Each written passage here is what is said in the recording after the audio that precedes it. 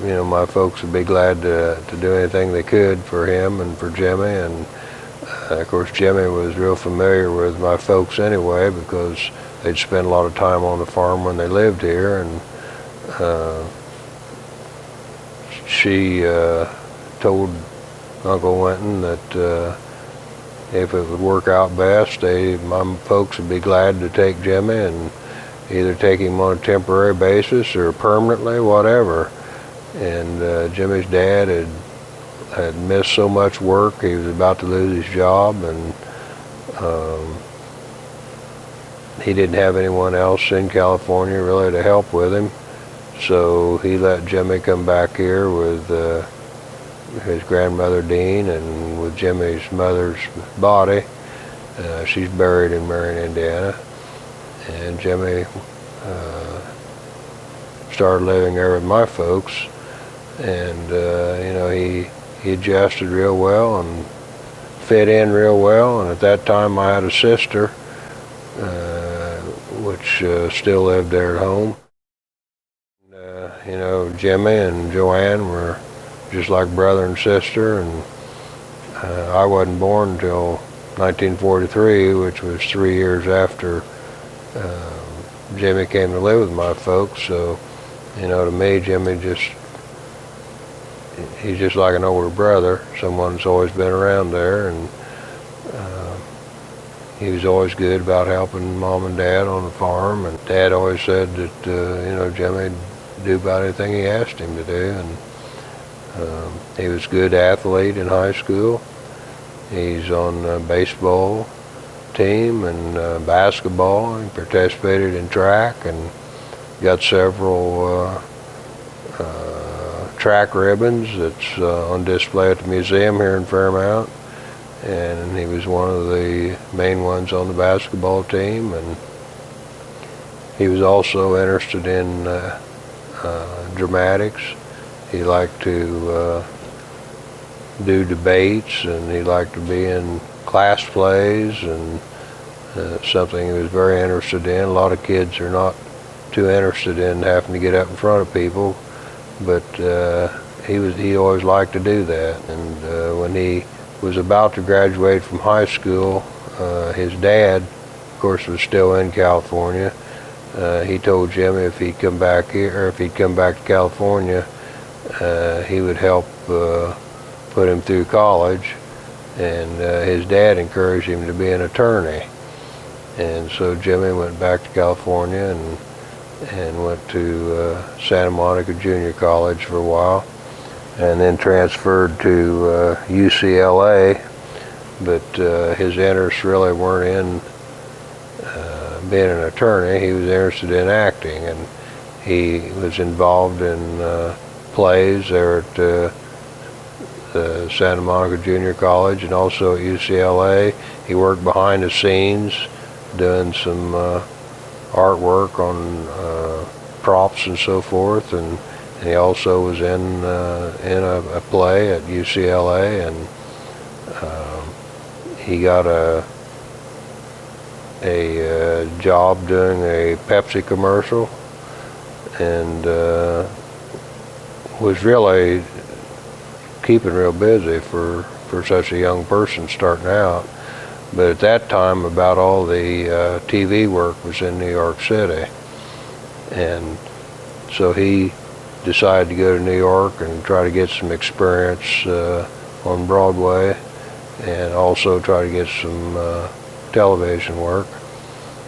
And he ended up doing around 35 to 40 television shows, and was in 2 Broadway plays, See the Jaguar and The Immoralist, and that's when he was cast as Cal in East of Eden, and he went back to California, and of course California is where he did the 3 movies. Why do you think he's still so popular today? Well, Jimmy kind of had a style of his own, and he was very devoted to his profession as an actor, and he took it very serious, and he read a lot of books on acting and studied a lot of other actors, and he liked to study people, and so that later on in his acting he could play those people. And he did a tremendous job in his 3 movies, East of Eden and Rebel and Giant. People also relate to the characters that he played in those movies. In East of Eden, he plays the brother that's competing with his father for attention, and his mother is supposedly had died, and they found out that she was still alive.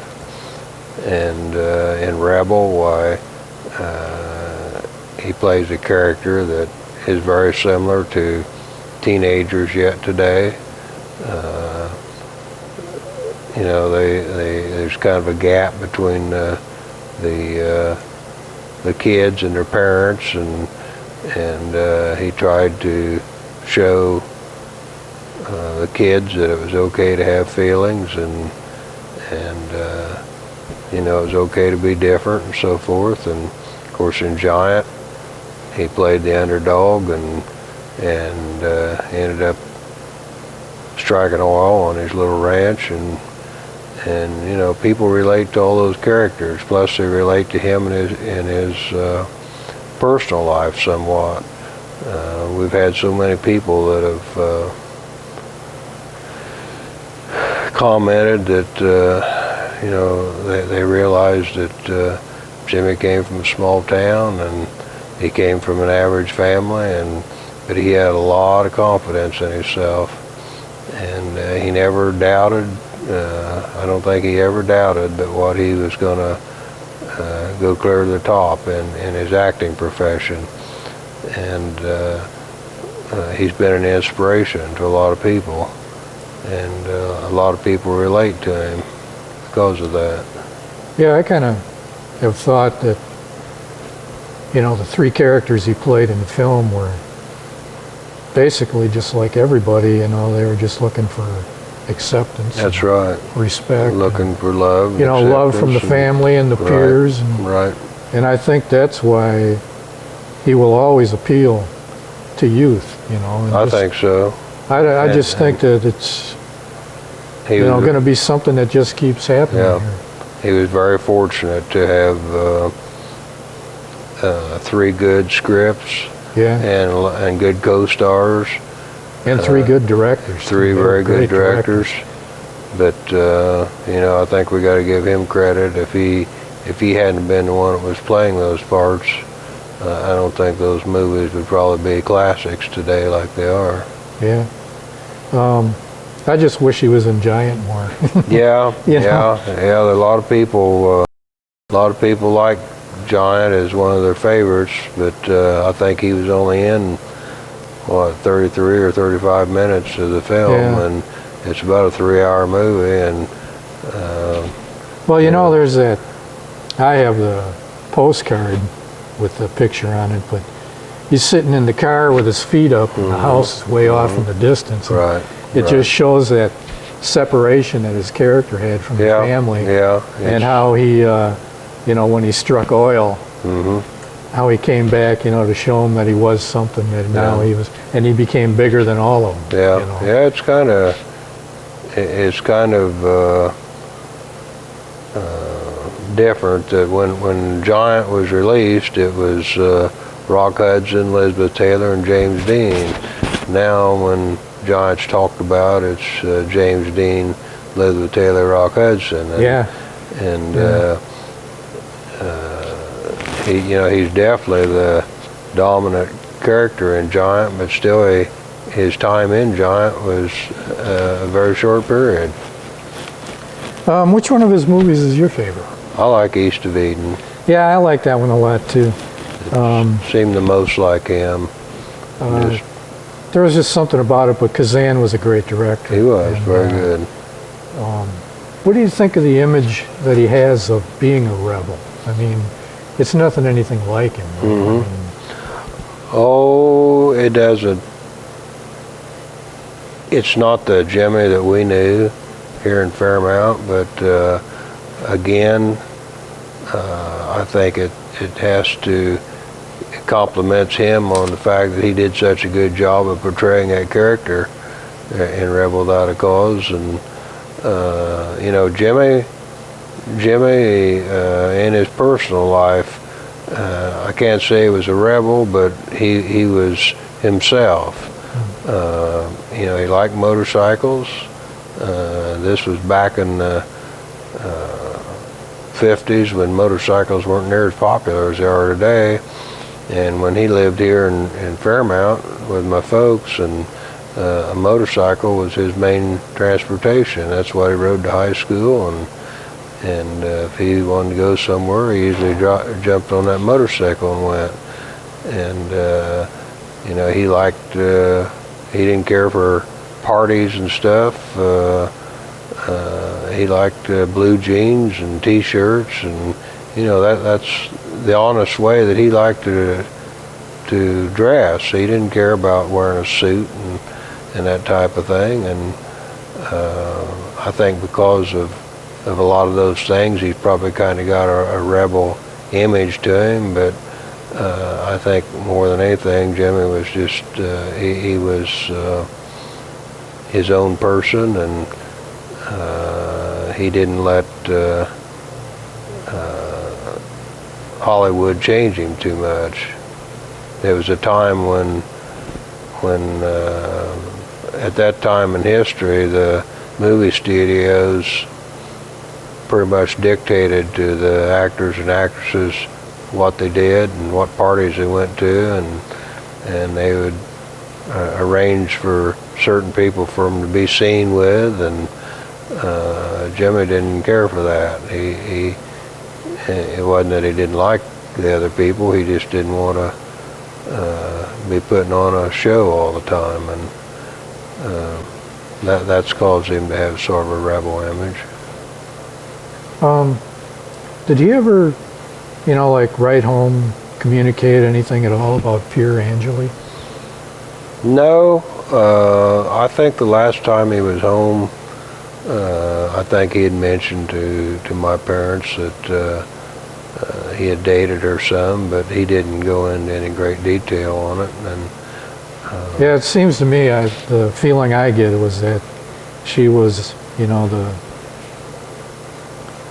great love that he had of his life. I think she was. I think Jimmy truly loved her, and I think she had a lot of feelings for him. But from what I understand, her mother was very strongly against Jimmy, because Jimmy wasn't raised in a Catholic family, and she ended up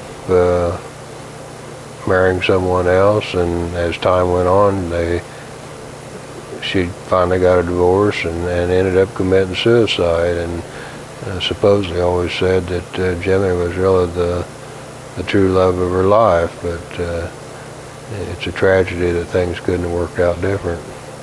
I was reading Lee Raskin's book, and he was talking about how Nicholas Ray kind of had Jimmy as a co-director in a way with him on Rebel. And I just had this feeling that eventually Jimmy would have ended up directing.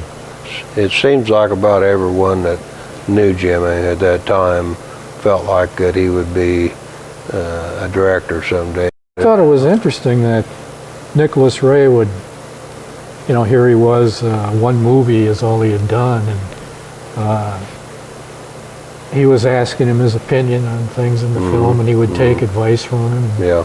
It, you know, referred to him as pretty much a co-director, yeah. and I thought that was, you know, there must have really been something there that, you know, that. Well, Jimmy, I think, enjoyed that. He enjoyed that freedom to develop the character the way he wanted to do it, and of course in Giant, George Stevens, one of the greatest directors I suppose there ever was, but he had a different style. He believed that you know, he had a certain way that the script was, and that's the way he wanted it done, and I don't think he gave the characters quite as much freedom as Nicholas Ray did, and I think there was sort of some clashes over that, but you know, that's just a difference in directors. Did you ever see the movie that James Franco was in that played him?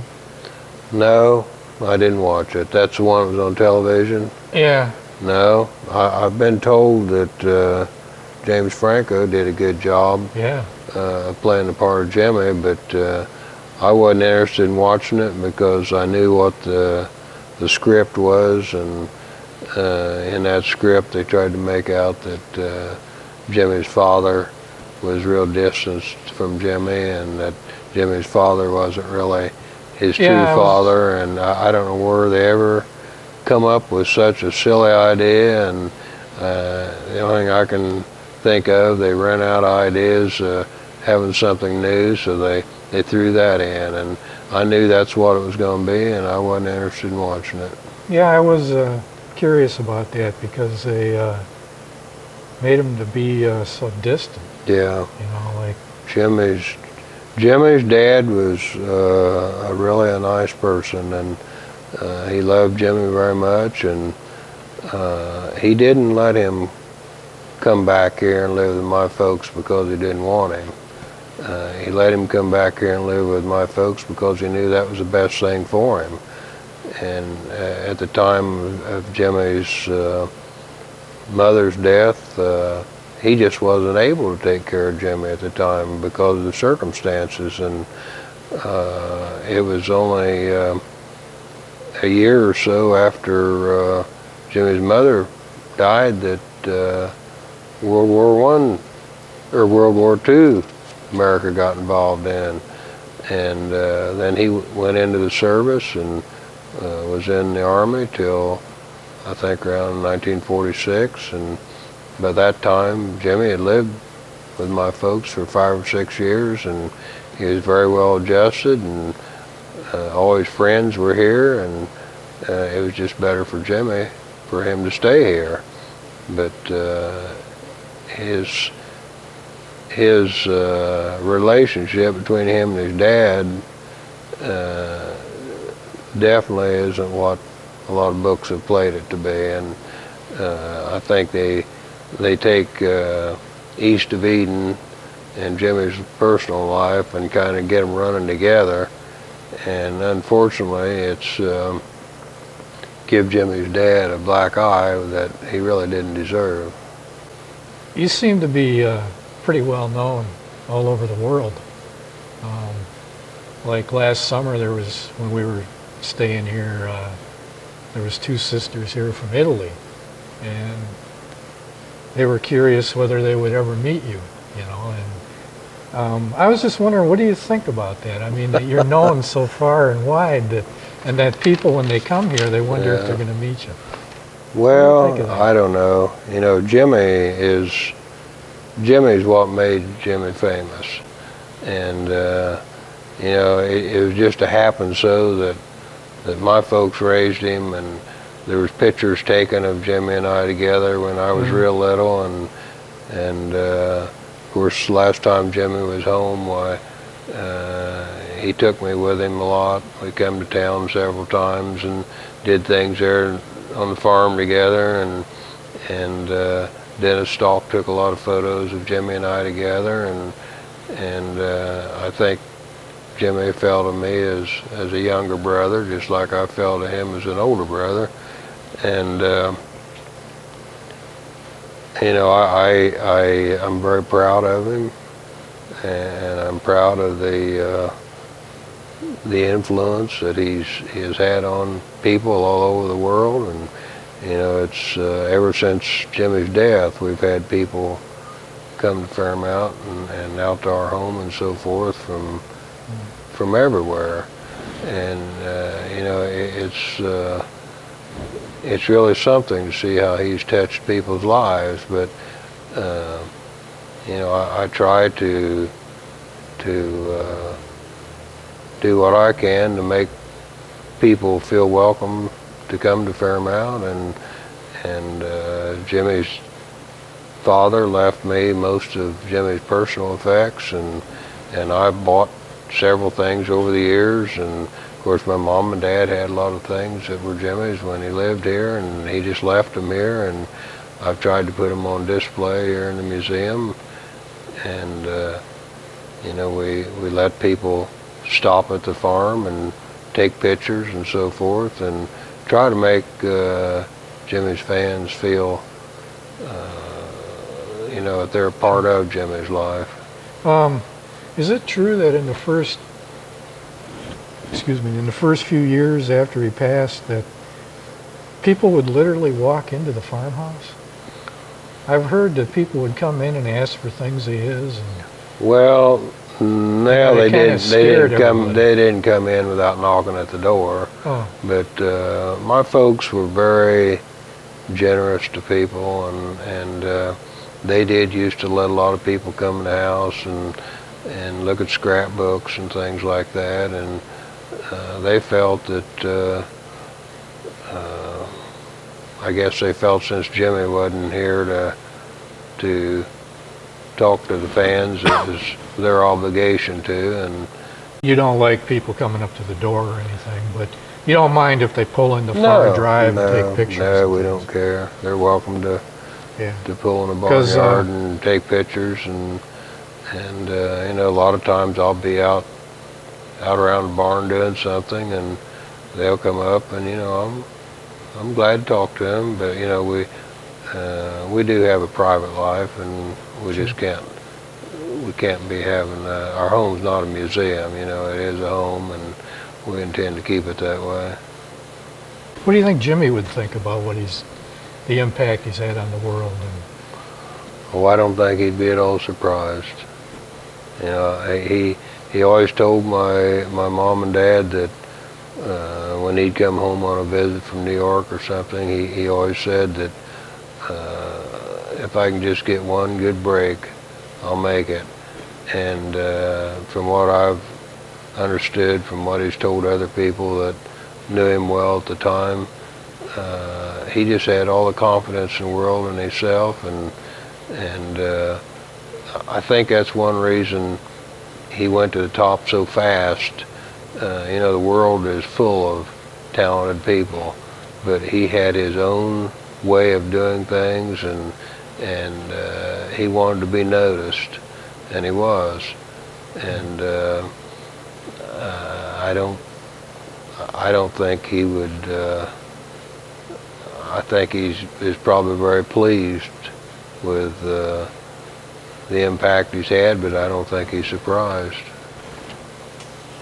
Why don't you tell us how Jimmy died, for those of the viewers that don't know how he died?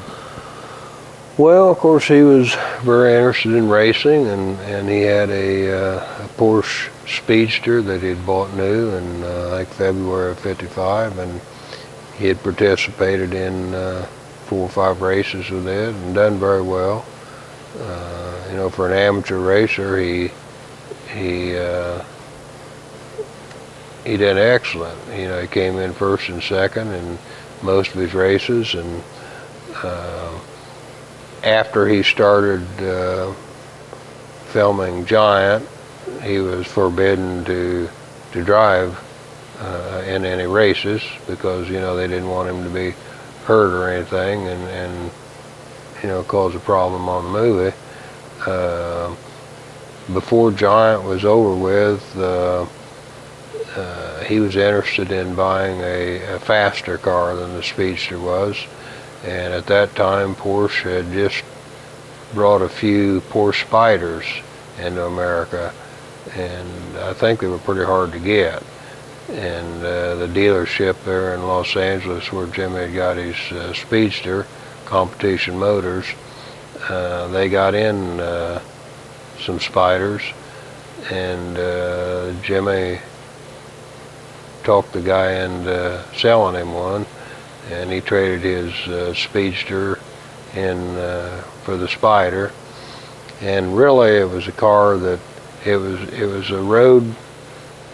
a car that could be driven on the road, but it was really a race car, and it was all aluminum body. And I think their plans were he was going to take it to a race at Salinas, and they were going to take the car by trailer. And of course, he'd only had it a couple weeks and didn't have too many miles on it. And I think at the last minute, him and the mechanic decided that they would just drive the Spyder up, because that way they'd get some miles on the car, and Jimmy gets a little more experience of driving it. And it was late in the day. It was getting beginning to, you know, the sun was going down. It was beginning to get not as light, and a car coming from the other way went to make a left-hand turn, and he just simply didn't see Jimmy coming. And it was a long turn. It wasn't a sharp turn. It was a long turn, and when the guy finally seen that Jimmy's car was right there, it was too late for him to avoid the accident. And it was a '50 Ford sedan that the other guy was driving, and the aluminum Spyder just didn't have a chance against that heavy car. And I think he was pretty much killed instantly. And the mechanic that was riding with him was hurt real bad, and he, from what I understand, he was in the hospital for several months. And the guy in the other car wasn't hurt at all to speak of. And it was just an unfortunate accident. It was late in the day. The guy couldn't see him because the low silver car was kind of blended in with the horizon, and it was just an accident. What do you think about this? There's this mystery that the car is up and disappeared, that everybody that had any contact with it, whether just having a little piece of it or having the whole car, that these terrible things happened to them. But that it was supposedly in this trailer in transit, and all of a sudden it disappeared. Yeah, I know that's what they say, but you know, somebody knows what happened to it. And nobody seems to know where the car is or what happened to it. No, they don't. I don't know what happened to it, but obviously someone stole it or something. And as far as people dying in cars that had pieces of that car on their car, I've heard those stories. And the car fell off a trailer and broke a guy's leg and all this. And you know, I think if you dig into it deep enough, there's an explanation for all those things. And I think it's blown way out of proportion. I don't think the car had any jinx or anything to it. It's just I found that, you know, it just seems like everybody of this stature, you know, whether it's Jimmy or Marilyn or Elvis or something, there's always this strange thing that comes up with the car. Yeah, sure. Or something, or, you know, Elvis is flipping burgers at a Burger King in Mississippi or something. You know? Makes a good story, I guess. Yeah, sells a few books or something. Yeah, that's about right. What would you like people to know about Jimmy? Or He was just a good person and very dedicated to his profession as an actor, and a very talented person. You know, he was a good artist. He liked to draw, and he liked to do oil painting, and he liked to do sculpturing, and he was interested in cameras. He liked to be behind the scenes on things that were going on. He liked to take photographs, and you know, he put his everything he had into being an actor, and anything that he did, he tried to do it right. And I think that's a good thing for anyone, at any profession, that or hobby or whatever that someone's into. Try to do it right, and try to do the best you can in everything you do. But you know, Jimmy, in my opinion, was he was just like a lot of people. He's you know, he was a good person, and he loved his family, and he was just beginning to get in a position in his life that he could probably start doing some things that he'd always wanted to do. And you know, he didn't make a lot of money in those 3 movies because he wasn't a big star at the time. He was just getting ready to sign a contract, which was going to be one of the biggest contracts that had ever been written. And but unfortunately, he died before that happened. But you know, he struggled all the time that he tried to be an actor. I mean, he struggled in New York and about starved to death, and I know my mom and dad used to send him money, and Jimmy's dad would send him money, and other people would help him, and he was just beginning to get in a position in his life where I think he probably would have made people really proud of him. And I know in some of the letters that he wrote home to my folks, he always said that he wanted to make my mom and dad proud of him, and he wanted to do that just as fast as he possibly could. And he did make them proud of him. It was just, unfortunately, he didn't live long enough to really see the impact that he made on the world.